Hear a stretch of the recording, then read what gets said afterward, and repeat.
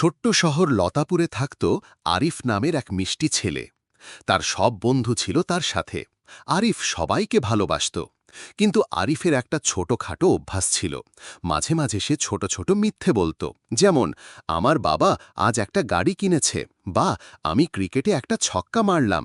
এই মিথ্যে যত ছোটই হোক, একদিন বড় সমস্যা ডেকে আনল।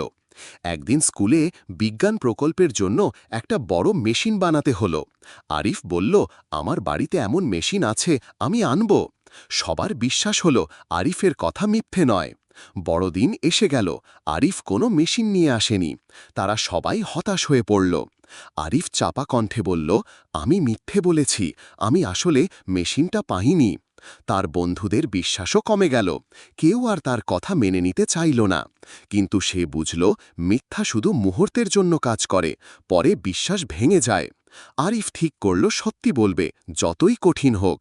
পরের দিন আরিফ সবাইকে বলল, আমি সত্যি মেশিন বানাবো, তোমাদের সাহায্য চাই। তারা সবাই মিলেই কাজ শুরু করল। ধীরে ধীরে প্রকল্প সম্পন্ন হল, আরিফের সম্মান ফেরত এলো। গল্পের বার্তা, এক টুকরো মিথ্যে বড় সমস্যা ডেকে আনে। সত্য বলার সাহস থাকলে সব সমস্যার সমাধান হয়। গল্পটা ভালো লাগলে আর পরের মজার গল্প মিস না করতে এক্ষুনি সাবস্ক্রাইব করো।